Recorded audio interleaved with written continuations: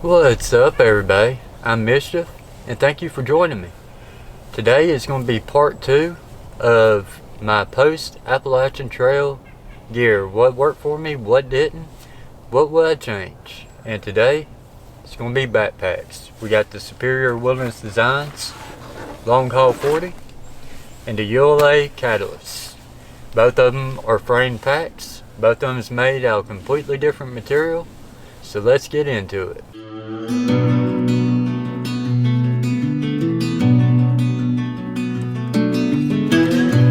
We're going to talk about the Superior Wilderness Designs Long Haul 40. And after I get done talking about each pack, I'll show you some close-up B-roll so you can actually see it a whole lot better. Alright, this pack weighs 27 ounces, empty with the stays in it.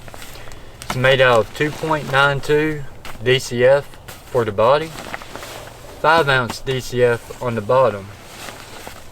It's got just a regular net mesh, a lycra mesh pocket, and Dyneema X side pockets. It has the dual adjustable hip belt that you can adjust from the top and the bottom to get that perfect fit. And it's just a really comfortable pack. Brandon and Ashley really know what they're doing over there, and I highly recommend them. Alright, the good about this pack: super lightweight. You can get them completely custom, like anything you can possibly dream of, they can do for you. The straps are 2.75 inches wide. They're really plush and comfortable.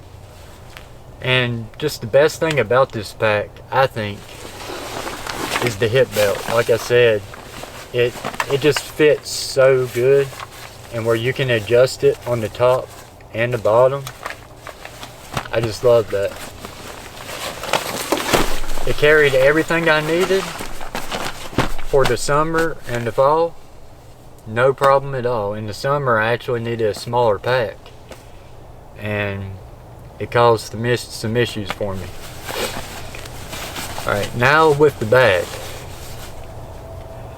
If y'all remember when I did my first impressions of this pack, I was talking about how I think X-Pack is actually the better buy when it comes to backpacks over Dyneema composite fiber. The reason I think that is because X-Pack, 1, is cheaper, 2, it's the laminate fabric as well, so it's waterproof, but you have to seam seal it to make it fully waterproof, and it's abrasion resistant. This, the Dyneema composite fabric, is not very abrasion resistant. And honestly, I think it's not the best fabric for backpacks.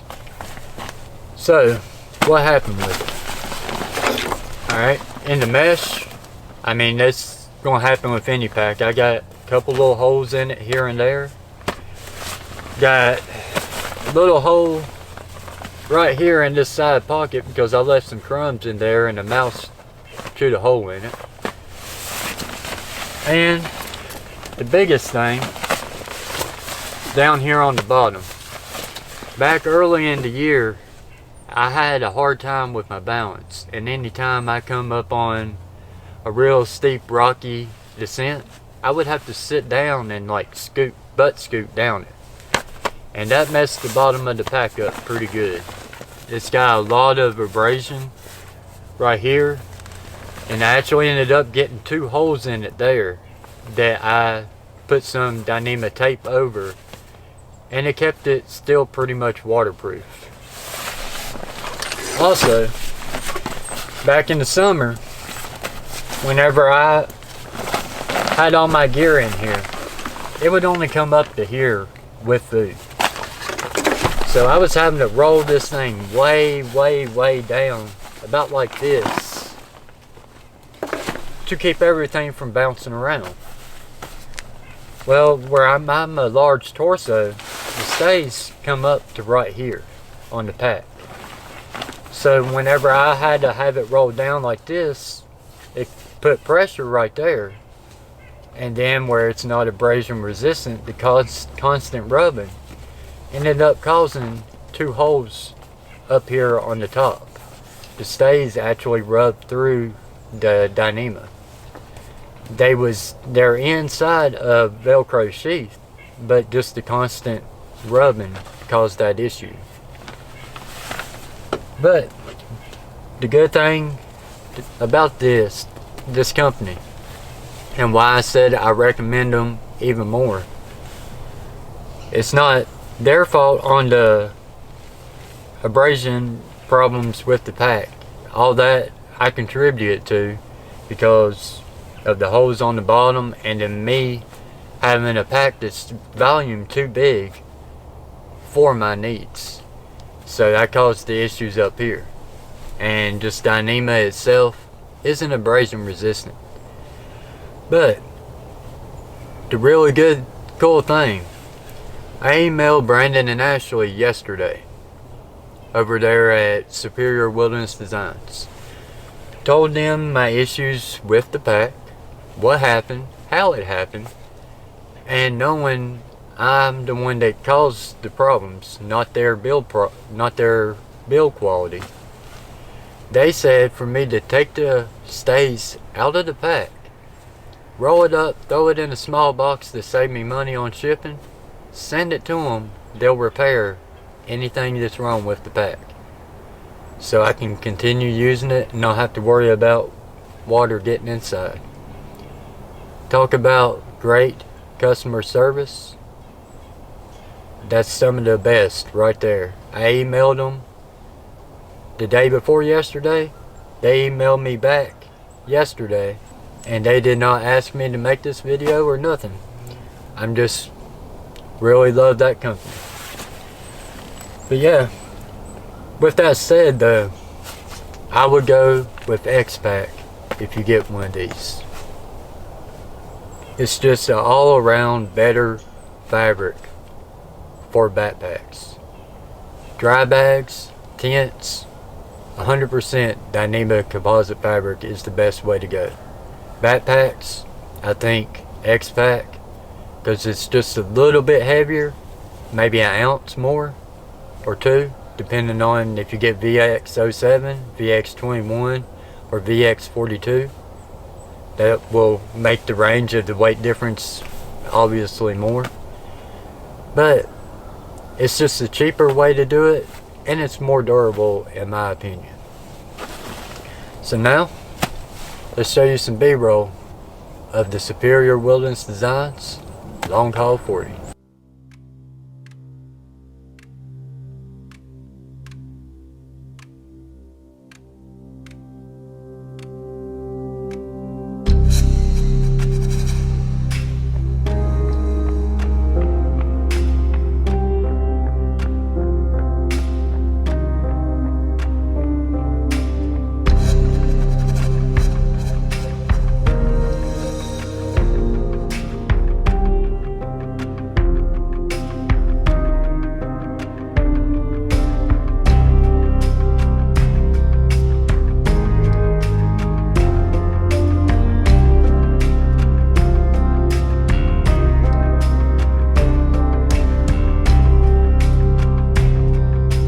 Now, let's get into the ULA Catalyst. This thing's made out of 400 ULA Robic. It's kind of the same stuff that was on my side pockets of the Superior Wilderness Designs, but a whole lot thicker. This pack weighs 2.98 pounds, just barely a shy under 3 pounds. And it's 75 liters. I mean, this thing is huge. I could literally put this pack inside here. I got this when I was in Luray, Virginia. One of my followers, you might remember, Skyline, he gifted me this pack after he seen how my other pack was. And after I got my winter gear, I just needed a bigger pack. I was having to put my food up here on the top. Alright, my thoughts about this pack. It's heavy. It's a lot heavier than I like, but I like it though. But I'll show you reasons why it's only going to be used at certain times. But the things I like, these side pockets are humongous. Like, you can seriously put 3 smart bottles in here if you wanted to. And this mesh, holy cow, you can fit so much stuff in here. I could put my rain gear, my tent, my day's food, my toilet paper, my ditty bag, and my fuel bottle all right here. That is insane. I love that it's a roll top with the side compression design. I hate the kind that just hook up here, because where it creates like a little bowl and then water sits right there when it's raining, and when you bend over it just goes straight down your back. So I really prefer the roll top side compression. And this thing, I used it for about, I don't know, close to 200 miles I think, or 180, something like that. And it still looks just like it was when he handed it to me. I mean, there's no abrasion anywhere. But I also didn't carry it very far. Alright, things I don't like about it. One, it's heavy. Because I have a weight limit on my feet. Like, if I get over where I'm an amputee and my right foot the way it is, I have a weight limit on it, because if I get over 31 pounds total weight, I can barely go 5-6 miles a day. That's why if you go back in my videos, my first day or two out of town, I would only go 6.5 miles. Because I was having to carry 6-7 days of food, and most of the time.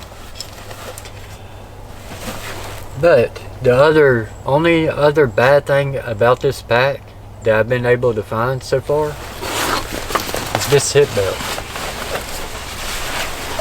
It has a dual adjustable hip belt as well, but it's crazy, you only can adjust it on the bottom. You can't mess with the top or anything, you just can do the bottom, and it makes it fit kind of wonky. And I found whenever I'm going uphill, this thing will start slipping and coming loose on me. For some reason, I do not know why. And honestly, I think the straps are too wide. They're over 3 inches wide. And they're not incredibly padded, but they're comfortable. But just for me, the way it rides right here, the pad straps up on my collarbone a little bit, and then over on my shoulder. And it's comfortable, but it rubs right there on that collarbone and it makes it a little bit sore. Now, when will I use this pack? Whenever I want to go on a kind of heavy trip with not much days of food. like deep winter camping and so on. But I really want to get either a long haul 40 and X-Pack from Superior Wilderness Designs, or get the Hyperlight pack in the black, where it's thicker Dyneema all the way through. The main reason I want to get one of them is I really want to test and see if Dyneema fabric really works for backpacks. Because if you get it in the thickest grade that you can for a backpack, and it's still not very durable, that just proves like you need to go X-Pack, Robit, or something. It's just better in the long run, if you ask me. But anyways, let's go ahead and show you some B-roll of the ULA Catalyst.